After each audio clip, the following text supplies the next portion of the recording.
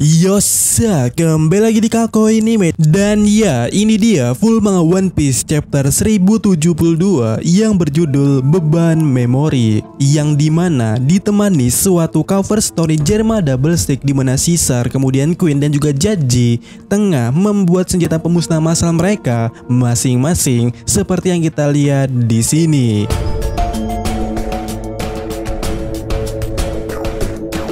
Nah, pada halaman pertama pada chapter kali ini diperlihatkannya kondisi Pulau Egghead yang dibarengi dengan suatu dialog daripada Vegapunk sebagai kepala fasilitas match yang mengatakan seperti ini. Bahkan jika dunia tidak mengakui dia adalah orang yang lahir ke dunia ini. Dia tanpa ragu adalah manusia yang sukses. Dan aku yakin ini adalah langkah besar menuju sesuatu perdamaian. Sementara itu di panel berikutnya, Shin memasuki laboratorium yang di sini kita bisa melihat ya Bone menjadi kecil dan menangis merengek di lantai. Nah, alih-alih kabur dari sana, Vegapunk yang mendengar tangisan Bone tersebut mencoba menghampiri Bone, dan dengan paniknya dia juga bertanya-tanya soal kondisi Bone tersebut dan harap-harap cemas untuk memanggil pasukan medis. Tapi itu hanyalah suatu akal bulus daripada Bone yang ingin menjebak Vegapunk yang sebelumnya lari daripada dirinya. Dimana ketika Vegapunk menghampirinya dan tepat berada di belakangnya,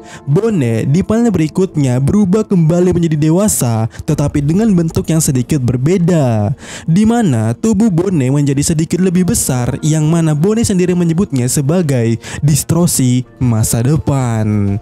Dan dengan tubuhnya itu, Bone meloncat dan mencoba menghantam Vegapunk dengan tongkat pipa yang ada di sana. Tetapi Vegapunk berhasil menghindarinya 1-2 serangan Bone berikutnya. Dan dengan cepatnya Vegapunk mencoba berlari menjauh daripada Bone. Tetapi di panel berikutnya pula, Bone dengan tubuhnya itu berhasil menyodok Vegapunk dengan pipa yang ia pegang. Dan seketika dari sodokan Bone tersebut ya, itu membuat perut Vegapunk mengeluarkan sejumlah batu permata, dan juga membuat Vegapunk berubah menjadi anak kecil, menjadi anak bayi. Sementara Bone kembali ke wujud normalnya dan menangkap Vegapunk dengan tongkatnya itu. Kemudian di halaman berikutnya, Bone yang sudah menguasai keadaan mengatakan kalau dirinya sudah membuat Vegapunk menjadi bayi yang tak berdaya. Sementara itu Vegapunk merengek untuk Bone kembalikan umurnya. Tetapi di sini Bone mengatakan kepada bayi Vegapunk itu bahwasannya tenang saja, karena secara teorinya kekuatanku ini tidak akan menjadi permanen terhadap makhluk hidup. Jadi sekarang adalah apa alasanmu membunuh ayahku? Dan di sini Vegapunk menjawab kalausannya jika aku memberitahukan alasannya kepadamu, kau hanya akan terluka, dan aku telah berjanji untuk tidak pernah memberitahukanmu apapun itu kau tahu. Namun di sini Bone meresponnya sambil membanting Vegapunk ke dinding dan berkata, jadi itu permainanmu. Kau memiliki alasan tapi kau tidak mau memberitahukanku. Cukup main-mainnya dengan aku. Apakah kau pikir aku ini bodoh? Tetapi di sini Vegapunk mengatakan, tolong maafkan aku. Kuma sendirilah yang membuat keputusannya untuk memberikan kemanusiaannya. Namun di panel berikutnya, Bone tetap ngotot dan mengatakan jangan berbohong, kau kan yang membunuhnya. Tetapi di sini Vegapunk menjelaskan dengan mimik wajah yang cukup marah pula bahwasannya itu sakit bagiku, bagi Vegapunk sekalipun, bahkan untuk sekedar memikirkannya. Dan juga Vegapunk mengatakan kalau Kuma adalah pria yang terhormat dan teman yang terpuji. Nah, oleh karena itulah, karena aku menghormatinya, aku tidak bisa mengatakan apapun itu. Dimana sembari kita diperlihatkan scene yang dipotong ke Redland, yang di sana kita bisa melihat Kuma yang asli sedang memanjat dinding Redland dan membuat heboh orang-orang yang ada di sana. Dan juga terlihat Merit yang mulai menembaki Kuma dengan senjata api milik mereka itu. Kemudian di panel berikutnya, Bone membanting Vegapunk sambil berkata, bacot, katakan saja, apa susahnya? Kau pikir aku bisa mempercayai kata-katamu itu? Sementara Vegapunk yang terbantingkan itu mengatakan kalau ini adalah sebuah penyiksaan. Sampai datanglah suara yang berbunyi pip pip pip pip pip pip pip pip pip pip. Dimana itu membuat Bone tertarik dan mencoba menghampirinya. Sementara itu atau di sisi lainnya, Vegapunk mencoba menghentikan langkah Bone dengan berkata, "Tunggu Bone, itu tidak ada hubungannya dengan Kuma." Nah, di halaman berikutnya kita diperlihatkan suatu pintu dengan logo tapak beruang di sana, di mana asal suara itu berasal. Dan Bone cukup terkejut melihatnya dan mencoba memasuki ruangan tersebut, namun terhalang dengan suatu kunci yang ada di pintu itu. Dan di sini Bone dengan kekuatan oil stocknya berhasil menghancurkan kunci itu menjadi lebur bak dituakan. Dan seketika pintu mulai terbuka secara otomatis dan kemudiannya di panel berikutnya dengan mengejutkannya di ruangan itu terdapat balon seperti Kuma yang cukup besar di sana. Dan itu membuat Bone kaget dan bertanya-tanya. Kemudian di halaman berikutnya Vegapunk kecil tiba di ruangan itu dan juga tiba-tiba terjadi flashback antara Kuma dan juga Vegapunk di suatu ruangan. Dan terlihat seseorang Vegapunk tengah menjelaskan sesuatu kepada Kuma kalau sannya yang namanya emosi. Seseorang ilmuwan dari West Blue memberitahukanku bahwa ketika manusia mati 21 gram massa pada tubuhnya menghilang. Jadi dengan begitu bisa disimpulkan bahwasannya 21 gram adalah massa daripada jiwa itu sendiri. Dan itu sangat menarik karena ini membuktikan kalau jiwa itu memang ada. Dan perlu diketahui juga kemampuanmu itu Kuma, yaitu Nikyu Nikyu no Mi, bisa membuat rasa sakit yang tak terlihat. Engkau juga mengubah saraf peripheral menjadi gelombang radio dan mentransferkannya, dan itu dapat menyebabkan pada orang lain. Lalu pertanyaannya, bagaimana dengan gambaran mental? Seperti apa bentukannya? Seperti gambar atau kenangan? Dan di sini ya Kuma meresponnya dan juga menyimpulkannya dengan berkata, "Jadi kau ingin aku mengirim sebuah memori? Jika benar, apakah kau ingin memalukanku Vegapunk?" Terlihat Kuma menghelakan nafas di sini. Tetapi di sini ya Vegapunk sambil memohon, dia berkata kepada Kuma, "Tolong bantu aku. Ilmu dapat mengambil langkah lain, tetapi tidak ada orang lain yang akan melihatnya itu. Aku janji kepadamu." Tidak, jauh Kuma di sini, tetapi Vegapunk terus memohonnya. Kemudian memasuki halaman berikutnya dan scene kembali ke masa sekarang dan terlihat Vegapunk kecil memohon kepada Bone untuk jangan menyentuhnya. Itu sakitnya Kuma, kau tahu, dan kau juga tahu bukan kekuatan Kuma seperti apa. Itu cukup sakit jika kau menyentuhnya dan itu akan membunuhmu tentunya, teriak Vegapunk di sini. Sementara itu scene kembali dipotong memperlihatkan kondisi di Reten lagi, yang kini Kuma berhasil dijatuhkan oleh Marin dan Marin juga berusaha menangkapnya dan menyerang Kuma yang terjatuh itu.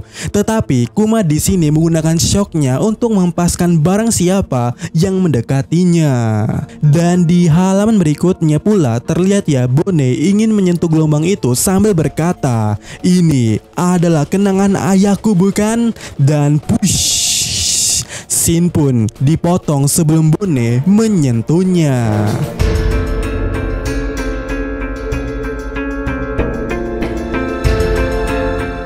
Di mana scene berpindah ke lab PES yang ada di atas dan kemudian di panel berikutnya masuk ke dalam lab yang di sana ada Nami dan juga yang lainnya. Yang mana di sana terlihat Nami mengkhawatirkan soal Lucy yang berhasil masuk ke area lab atas. Yang mana muka panik Nami dan Usopp terpancarkan di sini.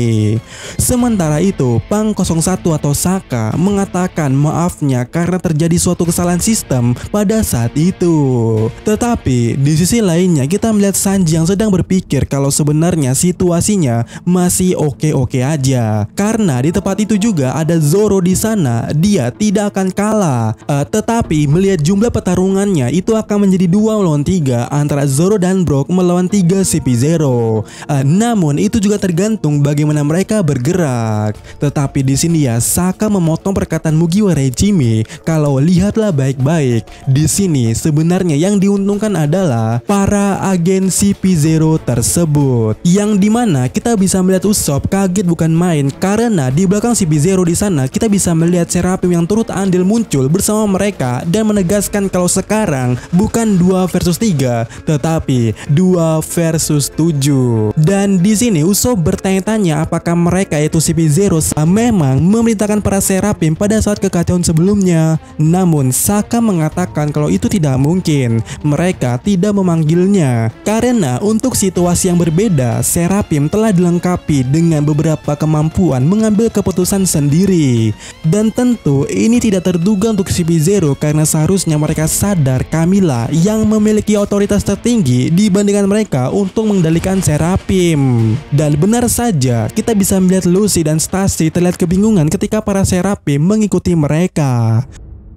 Sementara itu di panel berikutnya kita bisa melihat Edison berinisiatif untuk keluar ke lab demi mendapatkan otoritas tersebut untuk mengendalikan Seraphim kembali. Dan juga dia mengajak 1 orang lagi karena dengan 2 orang itu akan jauh lebih baik untuk mendapatkan Seraphim kembali. Dan 1 orang lagi itu adalah Lilith yang memutuskan untuk keluar bersama Edison. Kemudian di panel berikutnya Sokka mengandalkan Edison dan juga Lilith untuk melakukan itu. Tetapi di sini ya kita bisa melihat Lilith sangat murka dan berbicara kepada Sokka untuk jangan berlagak seperti seorang bos. Sementara itu Sanji yang mulai memahami situasinya di mana sebelumnya dia menduga 2 melawan 3 yang ternyata menjadi 7 melawan 2, berpikir kalau mungkin saja Zoro Shimarimo akan mati sebelum melihat One Piece. Dan di sini Nami berteriak untuk Sanji juga pergi untuk membantunya karena situasi mulai gawat. Dan kemudian di panel berikutnya Sanji dan Franky memutuskan untuk pergi UTW keluar sana walaupun Sanji cukup kesal harus menolong mereka itu alias Zoro. Kemudian scene beralih ke tempatnya Zoro, Brook dan juga Kaku. Yang di sana ya Brook terlihat mengkomentari penampilan Kaku dengan berkata, "Ada apa dengan penampilannya itu?" Dan di sini Zoro meresponnya kalau dia pikir dia adalah pria jerapah tetapi dia terlihat berbeda daripada sebelumnya. Tetapi Zoro mengatakan juga terserah apapun itu, tapi aku akan tetap memotongnya sama seperti sebelumnya. Dan kemudiannya kita bisa melihat ya Kaku dalam bentuk awak keningnya di sini datang dengan kecepatannya berkata kepada Zoro jika dia bisa memotongnya dan boom, serangan noise gun terlancarkan di sini di mana Kaku menghantamkan hidungnya yang berlapiskan haki tepat ke arah Zoro, tetapi Zoro berhasil menangkisnya dengan teknik Santoryu-nya. Tapi serangan Kaku tidak sampai di situ. Kaku kemudiannya memutarkan lehernya dan dengan energi putarannya itu ya dia terus menghantam Zoro dengan teknik barunya yang bernama Kiriman Giro. Tetapi di sini ya Zoro dengan ekspresi muaknya mengatakannya kepada Kaku bahwasannya dia sudah cukup berhadapan dengan makhluk yang berputar-putar itu di Wano. Kemudiannya di panel berikutnya Zoro di udara berhasil menjatuhkan Kaku ke tanah sembari berkata, "Aku sudah muak dengan makhluk seperti mereka itu." Sementara itu di sisi lainnya Brook disuruh Zoro untuk mundur dan berjaga di kapal saja. Dan di sisi lainnya di pihak Lucy, di sini Lucia memerintahkan para Seraphim untuk menghancurkan lab sebelum Vegapunk keluar. Dan dalam sekejap mata para Seraphim ini secara bersama-samanya menghancurkan lab yang ada di depan mereka itu dengan sadisnya. Dan itu membuat Nami dan Usopp yang melihatnya benar-benar panik. Dan kemudiannya mereka juga terkena dampak dari serangan dari luar itu. Terlihat Usopp dan Nami berteriak di sana. Sementara itu, melihat kekacauan tersebut, Kaku kembali bangkit dan mengatakan, "Hoho, ini keren dan mari kita selesaikan misi ini seperti ini."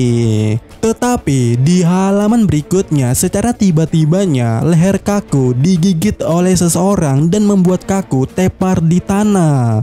Sementara itu di sini ya Lucy bertanya-tanya, "Apa yang kau lakukan Stacy?" Dan di panel berikutnya kita bisa melihat ya seorang Stacy dengan sayap di punggungnya. Di sini terungkap identitas aslinya yang merupakan seseorang kloningan yang sukses di eksperimen organisasi Match.